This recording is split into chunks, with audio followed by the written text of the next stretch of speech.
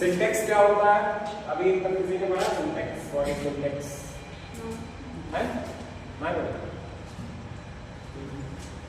अच्छी बात है। देखो सिंटेक्स जो होता है वो होता है सब्जेक्ट और जो वर्ब, इन दोनों के बीच का क्या होता है? रिलेशन। उसी को हम क्या बोलते हैं? सिंटेक्स। समझ में आया?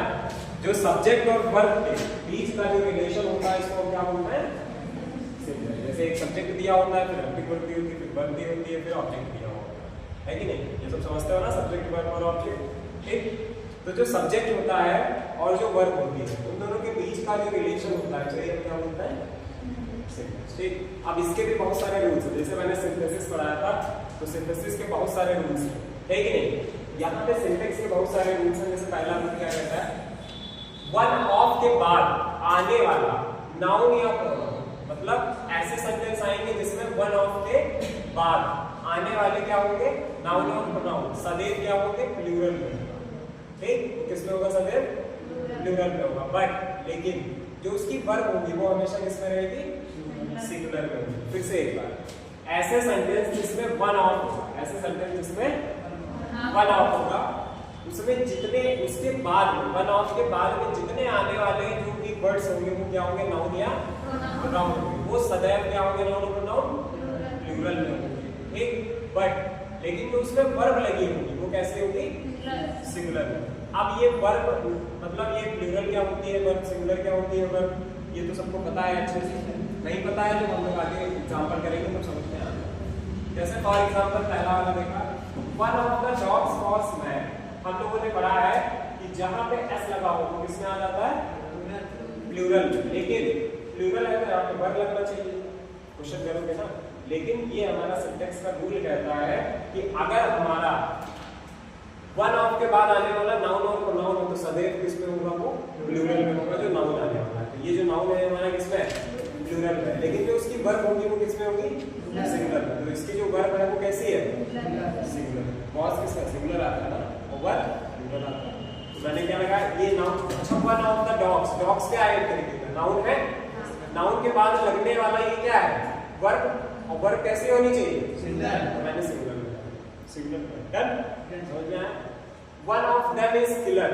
अब देखो, one of them is killer, एक में से क्लियर है, मतलब एक में से किलर है, तो वहां पे मैंने इज का प्रयोग किया। तो वर्ब हमारी कैसी है? सिंगुलर। वर्ब हमारी कैसी है? मतलब वन ऑफ के बाद जो लगने वाला जो भी हमारा नाउन या प्रोनाउन होगा वो हमेशा क्या होगा? जो उसकी वर्ब होगी वो सिंगुलर है। ठीक, और नाउन और प्रोनाउन क्या होगा? वो क्या होगा? प्लूरल। देखो ये हमारा नाउन प्रोनाउन क्या था? प्लूरल था। यहाँ पे नाउन प्रोनाउन प्लूरल था वन ऑफ के बाद। तो यहाँ पे जो वर्ब आएगी वो क्या आएगी? सिंगुलर। वर्ब है सिंगुलर, यहाँ पे भी ये वर्ब क्या है? सिंगुलर। डन। अब आते हैं दूसरा वाला। पहला वाला समझ में आया? दूसरा है जब कोई प्लूरल ना हो। ठीक, जब कोई प्लूरल ना हो, एक निश्चित नाम या दूरी या मापक का बोध कराए तो उसे सिंगुलर वर्ब का यूज करते हैं। मतलब वहां पे किसका यूज होगा? सिंगुलर। जैसे बहुत सारे सेंटेंसेस होते हैं प्लूरल नाउन के। जैसे मान लो बहुत सारे प्लूरल नाउन। प्लूरल नाउन मतलब वी, यू, दे, ठीक, देयर, ये सब क्या है? प्लूरल नाउन है। तो वहां पे अगर निश्चित नाम या दूरी का बोध करा रहा है कौन? जो हमारा प्लूरल नाउन है, तो वहां पे सिंगुलर वर्ब का यूज हम करेंगे। ठीक, जैसे 60 माइल्स, 60 मील्स मतलब बहुत ज्यादा हो गया ना। 60 मील्स, मील्स है ना, मील तो है नहीं, मील्स है। वहां पे वर्ब कौन सी लगेगी? सिंगुलर। ठीक, तो अलाउड, तो वहां पे जो वर्ब लगेगी वो कैसी लगेगी? सिंगुलर। कहीं कहीं मान लो दूरी है या कोई नाम है या कोई पैसे का इनकम है, जैसे ये इतने पैसे हैं, वहां पे अगर होगा तो वहां पे वो तो प्लूरल नाउन होगा। ठीक है, नाम, दूरी, पैसा, वो सब किसमें होगा? प्लूरल। लेकिन वहां पे जो वर्ब का यूज होगा वो कैसा होगा? सिंगुलर। तो 60 मील्स तो बहुत हुआ, ये प्लूरल है ना, तो यहाँ पे आर लगना चाहिए था, लेकिन यहाँ पे क्या लगा है? Is. According to rule of syntax हम वहां पे कहां यूज करेंगे? सिंगुलर। तो मैंने मील्स की आर की जगह क्या लगाया? ऐसे पेपर में आएगा कि 60 miles are a long distance, change into syntax sentence, तब उसमें क्या करो? आर की जगह क्या करो? ऐसे सेंटेंस आएंगे। ठीक, पेपर में $100 बहुत सारे डॉलर्स है ना, तो यहाँ पे क्या लगना चाहिए? आर। क्या लगना चाहिए? जो हमारा पहले होगा कोई भी दूरी या कोई भी नाम, कोई भी रकम अगर होगा वो किसमें होगा? प्लूरल में। देखो ये प्लूरल में है $100 है, यहाँ पे आर लगना चाहिए। तो ये तो प्लूरल है, लेकिन जो वर्ब लग रही है वो कैसी लग रही है? सिंगुलर। इस क्या है? सिंगुलर। यहाँ पे मैंने किसका यूज किया है? फॉर एग्जांपल जैसे ये पेपर में आ गया $100 are big sum to better. अब इसको चेंज करना है सिंटैक्स में, तब इसको कैसे करेंगे? आर की जगह पे क्या करेंगे? यस। यही हमारे सिंटैक्स के रूल्स होते हैं। रूल्स इसमें बहुत सारे हैं, लेकिन मैं 5 रूल्स बताऊंगा जो पेपर में बहुत ज्यादा जरूरी है, इंपॉर्टेंट। ठीक है, फिलहाल ये इतना समझ में आया? चलो नोट कर लिया? चलो अब देखेंगे सिंटैक्स का रूल नंबर 1। ठीक है, देखो सिंटैक्स का जो रूल नंबर 1 है वो वाले रूल समझ में आ गए? जी सर। ठीक, अब ऐसे बहुत सारे सेंटेंस होंगे। जैसे पहला वाला है, तुमको सबसे पहले आर्टिकल दिया होगा। आर्टिकल कौन सा होता है? यही तो आर्टिकल होता है, ए एम और द प्लस सब्जेक्ट 1 दिया होगा और एंड दिया होगा और सब्जेक्ट 2 दिया होगा। मतलब दो तुमको सब्जेक्ट दिए होंगे, ठीक, वो एंड से दोनों जुड़े हुए होंगे, जैसे Ram and Shyam. Plus helping verb या मेन वर्ब भी होगी और प्लस कुछ नहीं। ठीक, देखो सबसे पहले क्या दिया होगा? आर्टिकल दिया होगा, सब्जेक्ट 1 दिया होगा और सब्जेक्ट 2 दिया होगा। ये दोनों सब्जेक्ट किससे जुड़े हुए होंगे? एंड से। और प्लस तुमको हेल्पिंग वर्ब या मेन वर्ब दी। तो वहां पे जो हम मेन वर्ब लगाएंगे वो कैसी होगी?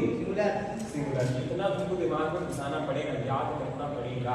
ठीक है, ओ ना पी याद करना पड़ेगा। ठीक है, तो सबसे पहले आर्टिकल होगा, सब्जेक्ट 1 होगा एंड सब्जेक्ट 2 होगा। हेल्पिंग वर्ब और मेन वर्ब होगी, और जो मेन वर्ब होगी वो कैसी होगी? एग्जांपल को देख लेते हैं। जैसे the chief minister and president is going to Mumbai. देखो यहाँ पे तो जब ये जो द चीफ मिनिस्टर है ये सब्जेक्ट 1 है हमारा, और जो प्रेसिडेंट है ये सब्जेक्ट 2 है कि नहीं? दोनों सब्जेक्ट किससे जुड़े हैं? एंड से। और यहाँ पे ये जो ला लगा है ये हमारा क्या है? आर्टिकल। ये हमारा क्या है? आर्टिकल। तो देखो हमें आर्टिकल मिला, सब्जेक्ट 1 मिला, सब्जेक्ट 2 मिला, दोनों काय से जुड़े हैं? एंड से। तो हम तुरंत समझ जाएंगे तो इसमें जो हेल्पिंग वर्ब लगेगी वो कैसी लगेगी? मेन वर्ब जो लगेगी कैसी लगेगी? सिंगुलर। हेल्पिंग वर्ब या मेन वर्ब जो लगेगी वो कैसी लगेगी? सिंगुलर। तो मैंने यहाँ पे क्या लगाया? इज। अब मान लो पेपर में आ गया the chief minister and president, इसको नहीं लिखा, यहाँ पे क्या लगा दिया? डैश या आर लगा दिया, और गोइंग टू मुंबई लिखा है। तो तुम्हारा दिमाग क्या है? ये तो कॉन्टिन्यूअस का सर ने पढ़ाया था टेंस में, the chief minister and president दोनों को डायरेक्ट क्या लगा देंगे? आर। लेकिन आज जरूर लगेगा, हमको पता है कि पहला आर्टिकल दिया, सब्जेक्ट 1 दिया है, सब्जेक्ट 2 दिया है, दोनों काय से ऐड है?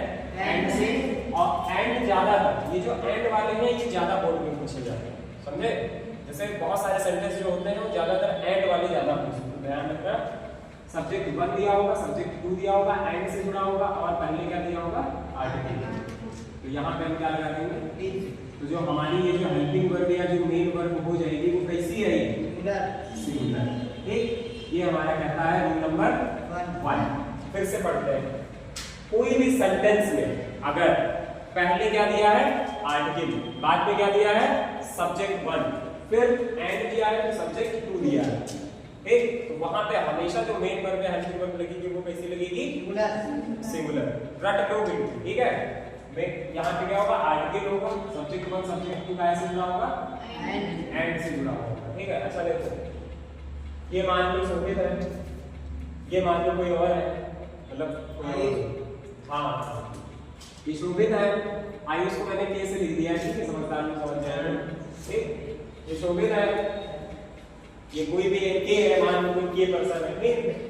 काजल हम नहीं कह रहे, ठीक है, ये शोभित है, ये के है, तो दोनों जब एक दूसरे से जुड़ेंगे तो भाई जैसे मान लो शोभित के से मिलना चाहता है, हम ये नहीं कह रहे काजल से मिलना, ऐसे के से अगर मिलना चाहता है तो मिलने के लिए बीच में क्या लगा है? एंड। तो ये जब एंड है, पहले वाले पर्सन से दूसरे वाले पर्सन से अगर मिलाएगा तो एंड किससे से मिला पा रहा है, और ये जब मिला पा रहा है तो ये अपना कोई साधन लेके आएगा ना, तो वो साधन क्या है? आईटी, ठीक। और जब ये साधन लेके आएगा तो क्या कह रहा है? तुम दोनों अपना बैठ के एक जगह बात करेंगे, तो एक जगह बैठ के बात करेंगे तो वहां पे जो हेल्पिंग वर्ब या मेन वर्ब जो बातें होंगी वो कैसी होंगी, सिंगुलर। आप समझ में आया पसंद? हाँ, ये पहला रूल कहना समझ में आया, article plus subject 1 and subject 2, वहां पे हमेशा क्या लगाएंगे हम, सिंगुलर। तो ऐसे भी लिखे आ सकता है, सीबीएसई वाले और यूपी वाले ऐसे लिखे आ सकता है, when the article and subject 1 and subject 2 are added to and then helping verb is refers to that singular form। ठीक, मतलब अगर आर्टिकल भी है, सब्जेक्ट 1 और सब्जेक्ट 2 भी है, एंड से जुड़ा हुआ है, तो हमेशा हेल्पिंग वर्ब या मेन वर्ब कैसी लगेगी, सिंगुलर लगेगी। ये सेंटेंस ऐसे आएंगे, देखो दा हमारा क्या है, ये क्या है, सब्जेक्ट 1 और ये क्या है, सब्जेक्ट 2, तो क्या सिंगुलर है, एंड से जो उसकी मेन वर्ब या हेल्पिंग वर्ब होगी कैसे होगी, सिंगुलर। बस इतना है, उसका दिमाग में इतनी बार बोल रहा है। ठीक, ये हो गया रूल नंबर 1। अब आता है रूल नंबर 2। देखो अब कहीं पे आर्टिकल होगा, सब्जेक्ट 1 भी होगा एंड आर्टिकल सब्जेक्ट 2, चेंज क्या है पहले, जो सब्जेक्ट 2 है उसके साथ में क्या होगा, आर्टिकल। और जैसे भैया के साथ में कोई अगर तीसरा होता है, दो के बीच में अगर कोई तीसरा जाता है तो गड़बड़ हो जाता है, पहले सिंगल थे, अब डबल ट्रिपल हो जाते हैं, कि नहीं। लड़ाइयाँ होंगी, घमासान युद्ध होगा, जब लड़ाइयाँ होंगी तो लड़ाई कौन करवाएगा, प्लूरल करवाएगा। कौन करवाएगा, प्लूरल। जैसे आर्टिकल पहले से था, सब्जेक्ट 1 था, सब्जेक्ट 2 था, एंड से जुड़े हुए थे, लेकिन सब्जेक्ट 2 के साथ में कौन आ गया, के साथ में कौन आ गया, आर्टिकल। जो सबसे आगे था वो तो आगे था ही, इसमें अपने हम शक्ल भाई को भेज दिया, सब्जेक्ट 2 आ जाए हमारे साथ। ठीक, तो सब्जेक्ट 2 के साथ में कौन आ गया, आर्टिकल। और जब सब्जेक्ट 2 आर्टिकल आ गया तो पहले कौन बना रहा था, सिंगुलर, अब कौन करेगा, प्लूरल। ठीक, अब क्या बन जाएगा, प्लूरल। तो अगर सब्जेक्ट 1 दिया है, सब्जेक्ट 2 दिया है, एंड तो दिया ही है, आर्टिकल सेम पूरी प्रोसेस है, बस सब्जेक्ट 2 के साथ में अगर हमारा आर्टिकल दिया हुआ है तो हमेशा जो हेल्पिंग वर्ब या मेन वर्ब लगेगी वो कैसी हो जाएगी, प्लूरल। कैसी हो जाएगी, प्लूरल। ठीक, अच्छा यहाँ पे अगर हम दा लगा देते तो यहाँ पे कैसे लगता, आर। वेरी गुड, क्योंकि ये रूल नंबर 2 कहता है। लेकिन अगर सब्जेक्ट 2 में आर्टिकल नहीं लगाया तो हम हमेशा क्या लगाएंगे, सिंगुलर वर्ब। ठीक, एग्जांपल देखो, the musician and the singer have died in a car accident. ये जो म्यूजिशियन है ये सब्जेक्ट, द क्या है,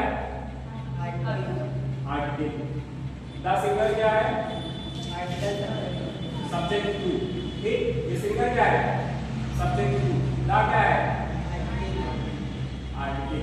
ठीक, तो देखो सब्जेक्ट 1 है, सब्जेक्ट 2 है, सब्जेक्ट 1 के साथ में भी आर्टिकल है, सब्जेक्ट 2 के साथ में भी आर्टिकल। अब देखो मान लीजिए ऐसा है, ये क्या है, ये शोभित है, ये है, शोभित के साथ में पहले से एक बंदा है, इसने बताया नहीं कि वाले को यहाँ पे साथ है, जब इसको पता चला तो इसने भी अपने साथ में एक आर्टिकल को ले आया। तो कितने हो गए, इधर भी बैलेंस उधर भी बैलेंस, तो हमेशा क्या आएगा भाई, प्लूरल। क्या आएगा, समझ में आया, होता नहीं एक के साथ में एक के साथ में दो के साथ में 4 हो जाते हैं, ये समझ में आया। सब्जेक्ट 2 के साथ में अगर तुम्हारा आर्टिकल दिया है और सब्जेक्ट 1 के साथ में भी आर्टिकल दिया है तो हमेशा we always use that a plural main verb या हेल्पिंग वर्ब। डन।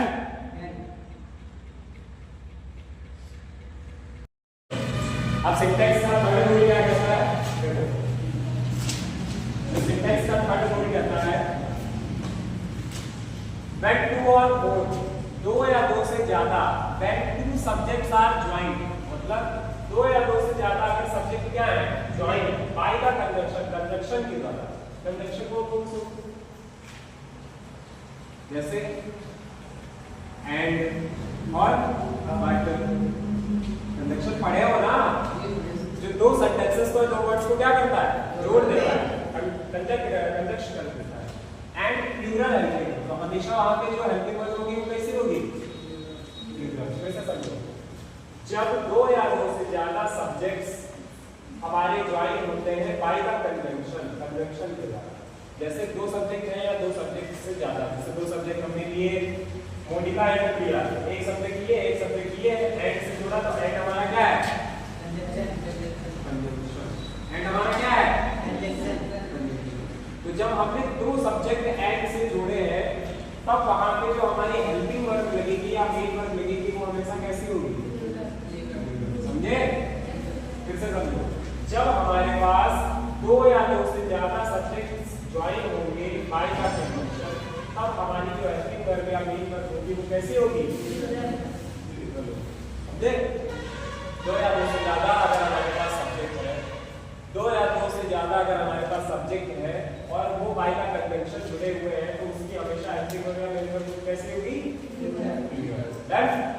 पहला वाला सेंटेंस समझ में आया? ये हमारा सब्जेक्ट 1 है, ये सब्जेक्ट 2 है। दोनों सब्जेक्ट काय से जुड़े हैं? कंजंक्शन से जुड़े हैं, तो इसकी जो हेल्पिंग वर्ब या मेन वर्ब होगी वो कैसी होगी? प्लूरल। देन दूसरा वाला देखो, salt and flower are needed for the recipe. ये सॉल्ट है, ये फ्लावर है, दोनों क्या है? सब्जेक्ट है, एंड से जुड़ा हुआ है, मतलब ये क्या है? कंजंक्शन है। तो अगर सब्जेक्ट, दो सब्जेक्ट एक ही कंजंक्शन से जुड़े हुए होते तो उसकी जो हेल्पिंग वर्ब या मेन वर्ब होगी वो कैसी होगी? समझ में आया? समझ में आ रहा है? ये हो गया हमारा रूल नंबर 3। रूल नंबर 4 क्या कहता है? When two nouns are joined by and, समझो जिसके थोड़ा कठिन है इससे पूछते हैं। जब हमारे पास दो नाउन्स होते हैं या दो नाउन्स एक में क्या होते हैं? ज्वाइन होते हैं। किससे?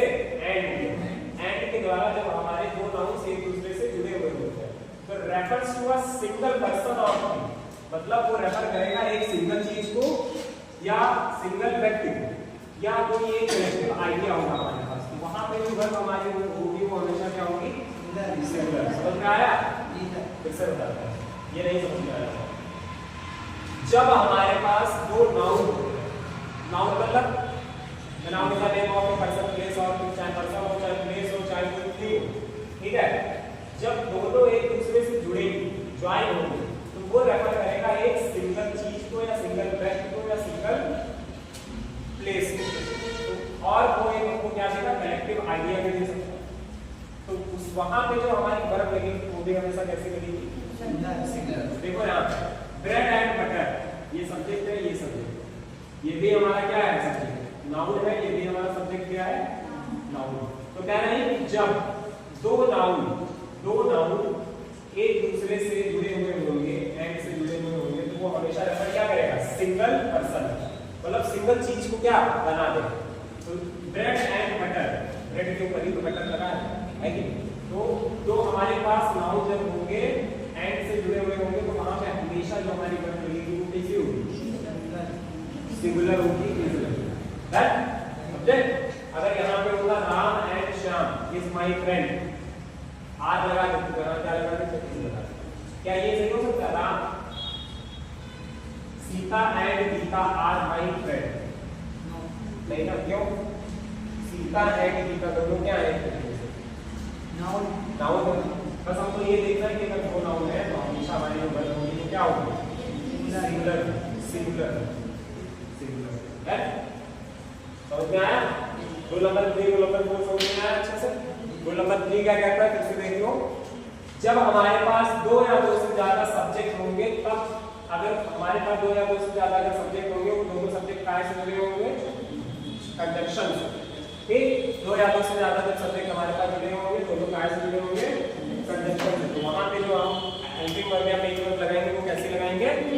प्लूरल। जब हमारे पास दो या दो से ज्यादा नाउन होंगे, दोनों कंजंक्शन से जुड़े हुए होंगे, ठीक है, एंड से तो जुड़े हुए होंगे, दो या दो से ज्यादा जब हमारे पास नाउन होंगे तो वो रेफर करेगा हमेशा एक सिंगल चीज को। ठीक, हमेशा किसको रेफर करेगा?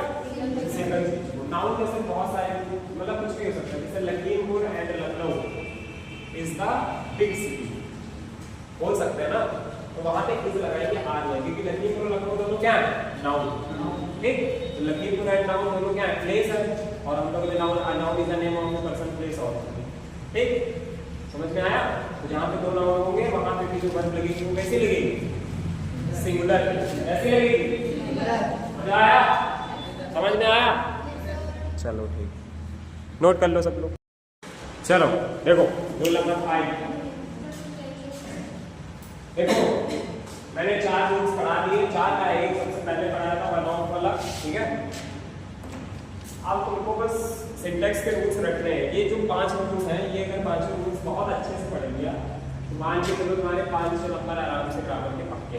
और ग्रामर इतना धांसू करके आना क्योंकि 2-2 नंबर के सब आते हैं। अगर ग्रामर बढ़िया से कर लिए वो तो फिर तुम लोग की पक्की है शादी, बढ़िया नंबर लाओगे, बढ़िया नौकरी पाओगे, तो बढ़िया शादी भी हो जाएगी। चलो रोल नंबर 5 पे तो भाई बाबू किस कर तुम तीनों की कर अंकित इधर देखो कौन है? अगर अभी तक हमने क्या पढ़ा कि अगर दो या दो से ज्यादा हमारे पास नाउन है और वो कंजंक्शन से जुड़े हुए हैं, दो या दो से ज्यादा अगर हमारे पास नाउन है, अगर वो कंजंक्शन से जुड़े हुए हैं, तो वहां पे हम अपनी हेल्पिंग वर्ब या मेक वर्ब कैसे लगाएंगे? सिंगुलर। हमेशा वहां पे हेल्पिंग वर्ब या मेक वर्ब कैसे लगेगी? सिंगुलर। उसके बाद में जो आया, एक होता है काउंटेबल होता है, एक होता है अनकाउंटेबल नाउन। पढ़े हो? देखो, एक होता है काउंटेबल नाउन, एक होता है अनकाउंटेबल नाउन। तो काउंटेबल नाउन क्या होता है? जिन चीजों को हम गिन सकते हैं, और अनकाउंटेबल नाउन जिनको हम नहीं गिन सकते। जैसे for example love, peace, happiness, sadness, pain, anger, hunger, ये सब हम क्या गिन सकते हैं? नहीं गिन सकते ना। तो ये सब हमारे क्या है? अनकाउंटेबल। तो यही सिंटैक्स का 5वां रूल कहता है कि अगर हमारे पास एक अनकाउंटेबल नाउन, अनकाउंटेबल नाउन, दूसरा अनकाउंटेबल नाउन, बीच में एंड से जुड़ा हुआ है, तो हमेशा वहां पे जो हेल्पिंग वर्ब या मेन वर्ब होगी वो कैसी होगी? प्लूरल। कैसी होगी? प्लूरल। अगर हमारे पास दो क्या है? अनकाउंटेबल नाउन है, दोनों काय से जुड़े हुए हैं? एंड से जुड़े हुए हैं, तो वहां पे हमेशा मेन वर्ब या हेल्पिंग वर्ब होगी, वो कैसी होगी? प्लूरल। देखो फॉर एग्जांपल जैसे लव एंड, ये हमारा क्या है? Uncountable noun. ये भी हमारा क्या है? दोनों अनकाउंटेबल नाउन काय से जुड़े हुए हैं? मतलब कंजंक्शन से जुड़े हुए हैं, एंड से जुड़ा हुआ है। तो यहाँ पे हमेशा जो हमारी वर्ब या हेल्पिंग वर्ब लगेगी वो कैसी लगेगी? तो आर हमारा क्या है? प्लूरल है। तो अगर दो अनकाउंटेबल नाउन दिए हैं, एंड से जुड़ा हुआ है, तो हमेशा वहां पे किसका यूज करेंगे? प्लूरल का। प्लूरल वर्ब या हेल्पिंग वर्ब का यूज करेंगे। डन? समझ में आया? समझ में आया? ठीक है। When we have a two uncountable noun, then added a conjunction of and, so we will refer that a plural form of helping verb or main verb is called a fifth rule of syntax. Done? अब देखो keywords क्या होते हैं इसमें? 5 rule तक समझ में आया? दो uncountable noun है, and से जुड़े हुए हैं, हमेशा वर्ब कैसे लगाएंगे? डन? आप देखोगे। अब आते हैं कीवर्ड्स। जैसे बहुत सारे हमारे सेंटेंसेस जो होते हैं, जो बहुत सारे सेंटेंस जैसे each, someone, no one, anyone, one, body, somebody, everyone, more than, no one। अगर ये हमारे वर्ड्स दिए तो वहां पे जो हमारा नाउन या प्रोनाउन होगा वो हमेशा कैसा होगा? सिंगुलर। याद रखो, अगर इतने वर्ड्स तुम्हारे पास, इतने वर्ड्स के बाहर नहीं आए, ठीक है, मैं गारंटी लेता हूं 99.98% नहीं होगा। इतने अगर पॉइंट्स हैं, वहां पे जो नाउन और प्रोनाउन तुम्हारा जिस सेंटेंस में दिया, जैसे होता नहीं है someone, anybody you have any pencil, anybody you have a box, anybody you have a lunch, बोलते नहीं है? anybody you have any question पूछते नहीं है?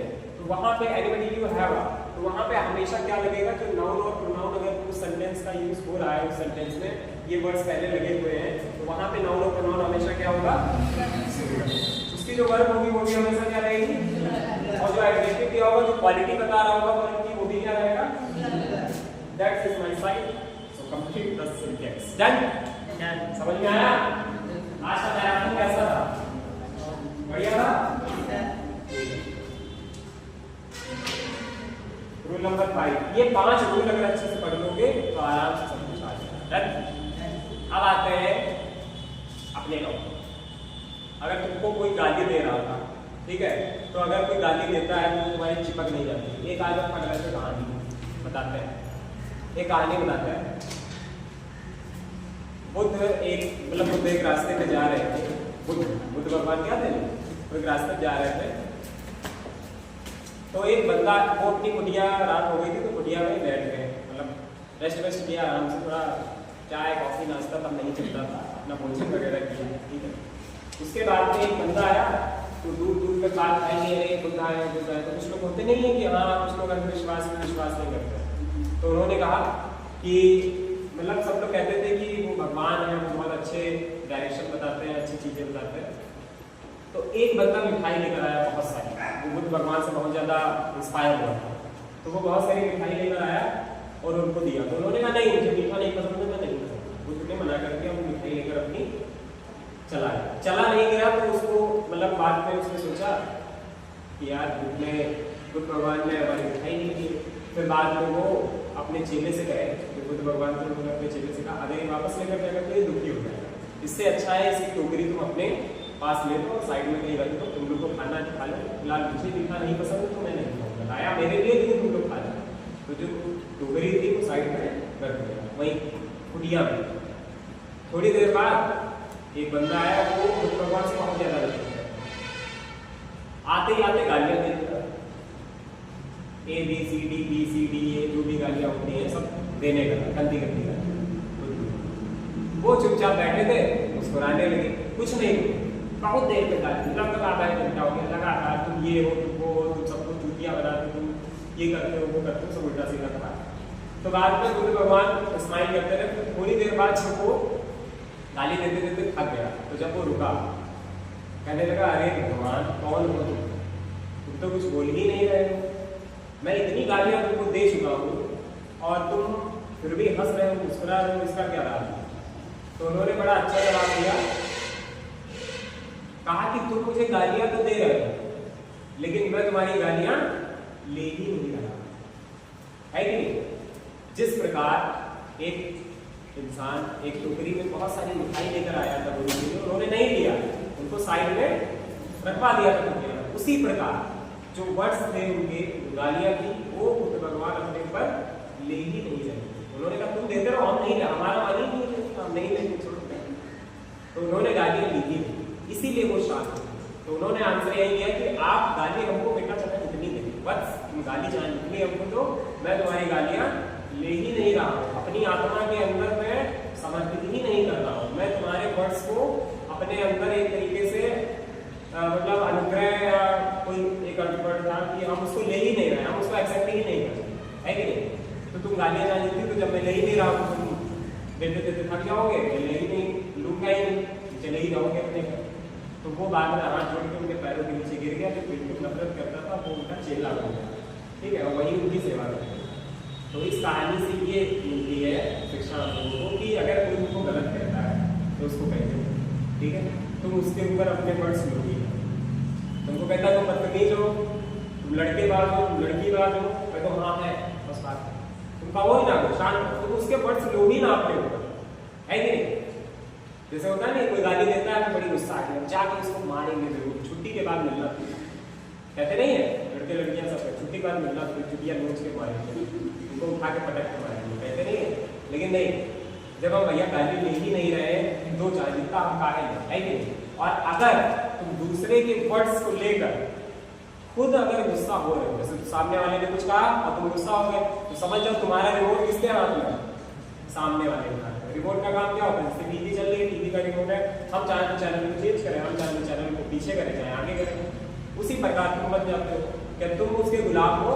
जब तुम दूसरे के, जैसे मान लो कि दूसरा तुमको भड़का रहा है या कुछ गलत बोल रहा है और तुम भी भड़क जाओ, तो मतलब वो तुमको भड़काने की कोशिश कर रहा है और तुम भड़क गए, तो मतलब तुम्हारा रिमोट उसके हाथ में है कि नहीं?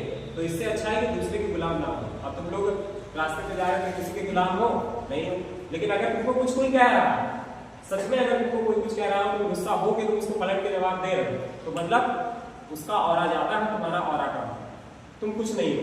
उसको पता है कि गुस्सा कैसे हो, लेकिन अगर तुम उसको गुस्सा मतलब गुस्सा तो नहीं हुए हो और वो बंदा हंस रहा है और तुम गुस्सा नहीं हो, तो समझ जाओ वो भी समझ गया है कि हाँ ये बंदा बहुत पावरफुल है, ये बंदा बहुत चला फिरा है, ठीक है? तो कभी भी अपना रिमोट दूसरे के हाथ में ना, चाहे वो गाली को लेकर हो, चाहे वो किसी बात को लेकर हो, चाहे वो दिमाग को लेकर हो, चाहे वो कोई भी थॉट हो, चाहे खुशी हो, चाहे सैडनेस हो, कभी भी किसी को अपनी इतनी बात ना बताओ, चाहे जितना सका हो, कि बाद में उनको दुख पहुंचाए। अब जैसे नॉर्मल सब लोग इंटरव्यू, जैसे आजकल बहुत सारे लड़के लड़कियां एक दूसरे से बात करते हैं, लड़कियों के घर में क्या चल रहा है वो लड़के को पूरी चीज पता है, लड़के के घर में क्या क्या चल रहा है वो लड़की को पूरी चीज पता है ना।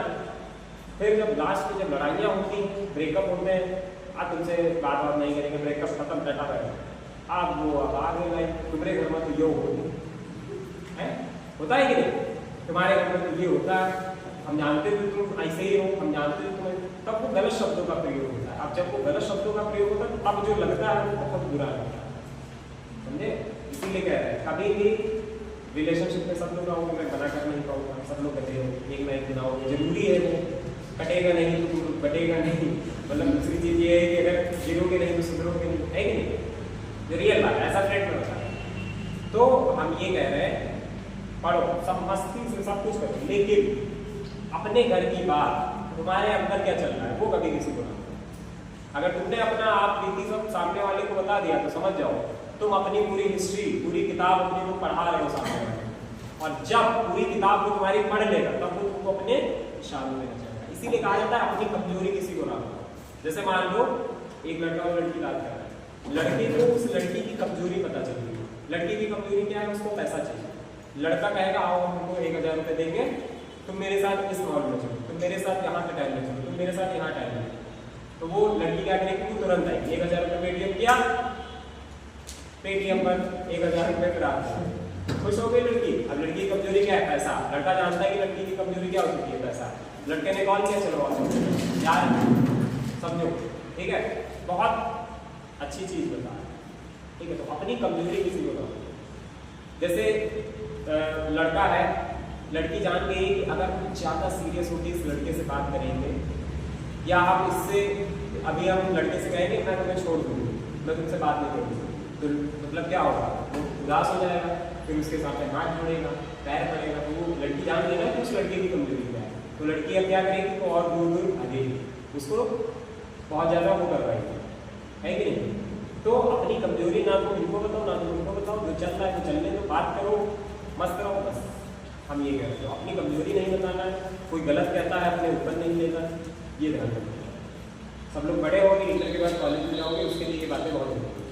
चाहे जितने घर में, चाहे मम्मी पापा हो जाए, चाहे जितना बड़ा बैठा है, चाहे तुम्हारे साथ बड़ा इंसिडेंस हो जाए, तुम चाहे अगर तुम बैठे हो पुलिस स्टेशन में कोई कांड कर दिया है, तो तुम्हारी गर्लफ्रेंड या तुम्हारा बॉयफ्रेंड कॉल या मैसेज करके बोला कहाँ हो बेटा, क्या कर रहे हो, तुम हमेशा यही मैसेज डालो घर पे है, खाना खा बैठे हैं। ये नहीं मतलब अरे आज ये हो गया यार, आज ये प्रॉब्लम नहीं, उसको पता चल जाए कि तुम ऐसे हो, ठीक है। फिर जो इज्जत बनाते हो तो 2-3 महीनों में ऐसे ऐसे गिरती है, फटाक ऊपर से कोई गोली फेंको छत से, वैसे गिरती है। ध्यान रखना है। मैं एक्सपीरियंस इसलिए हूँ क्योंकि मैंने हर एक चीज़ एक्सपीरियंस किया है, मुझे दूसरों को देखा उनके साथ में, ठीक है। समझ में आया? Thank you.